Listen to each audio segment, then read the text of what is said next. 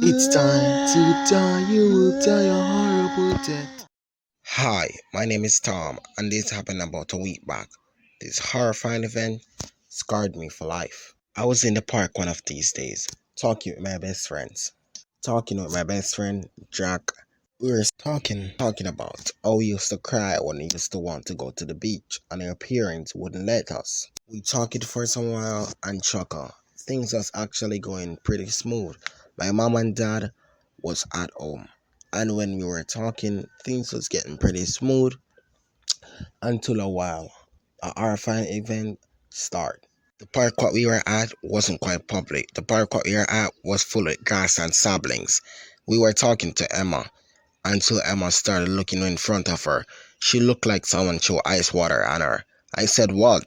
And when Jack followed her eyes and I followed her eyes, the ear in the back of my neck stood up like sharp needles. Because what we see leave our life speechless forever. I see a clown coming out of the grass running toward us with a big butcher knife and a ears to ears grin. Obviously, we didn't wait around to see what's going to unfold. We started running in a rapid speed. I was running so fast that I almost thought I was the Flash from that television series. The Flash, the clown was running and laughing with a big ears to ears grin.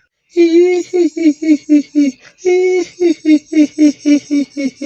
three of us was running and screaming on top of our lungs, but as we knew it, we were too far away from the village. We were running until the clown jumped on Emma, and then the clown started laughing in joy by crying.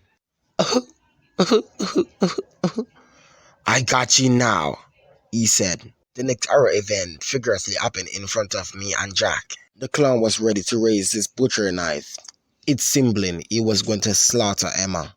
But I wasn't going to wait and see what's going to happen next. I take up a fat stone on the ground and fuck him in the head with it.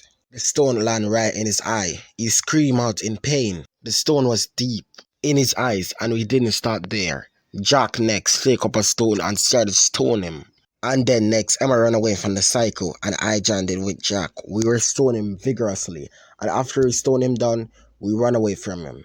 I didn't say anything. I just kept my mouth shut for the rest of the day. But I just glad that my best friend, who would soon to be my girlfriend, life wasn't taken. And I glad that clown got what he deserved. But if you're that clown, stay home, or you'll be keep getting stoned by kids in the town.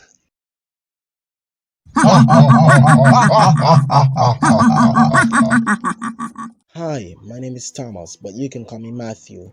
I used to love Easter. Easter holidays was one of my favorite holidays for me and my best friend.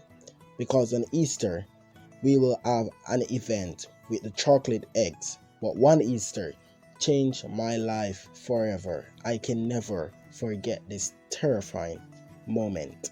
My mom and dad used to host an Easter event for the village, but this year she do not got the money, so this year she put it off. I told my best friend James, and he was sad as well because we were just looking forward for the Easter event. I did want to eat chocolate eggs so bad, but James said, "Let's not feel so sad about this and let's take a walk in the woods." From that time, I should have said no. This is where the horror event began. I asked my parents if I can take a walk in the woods and they agreed, but they said I should be careful because there's a lot of missing people and all the missing people lead up to the woods. I said I will be careful and they said yes, because it will be a good thing for me to get out of the house and stretch my legs a little bit. And I was excited. I meet up with James and we started walking into the woods. We were walking for some time until we catch the woods. When you arrive in the woods, we are walking until the cool breeze hit our face, making us feel refreshing. I never feel breeze that cool before, I said, and James said, yeah, because we're in the middle of the woods and the woods is serene by wildlife. We talked for some time and we chuckled. I said to James, where's your parents? James said, they're just off to work, but they said I can go wherever I want, but I have to be careful. James go on to say, because things can happen anytime and it can happen out of no decision you make, so sometimes you have to be careful. I said, yes, that's a sure, because the devil look people to fool around with, and you have to just protect yourself. And he started chuckle. Ha ha ha ha. Yeah, then I looked at James. James was looking to that direction. James was looking in front of him. I said, "What's there?" James said, "I don't know. Let's check it out." When we walk and check it out, we see a bunny in the middle of the woods. I said in my mind, what was a friggin' bunny doing in the middle of the woods? I said, wow, it's my first time seeing one of these bunny. I always see them on TV, but not in real life. Wow, I said. James said, I don't know. It looks kind of spooky and it can be dangerous because movie is just movie. We never know what real life brings. I said, yeah, that's for sure.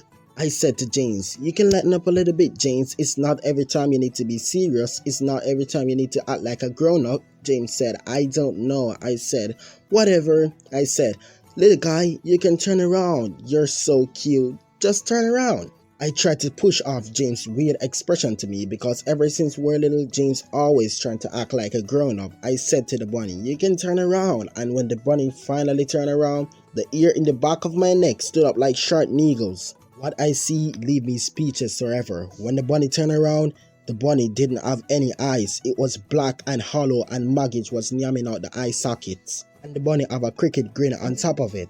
I screamed out loud in fear. I said, let's get out of here! Me and James started running out of the woods like scared little bunny rabbit. But the bunny we saw keep standing there, looking at us with his hollow eyes, not doing anything. We ran for our life that day. And may we never ever meet again on a Easter holiday.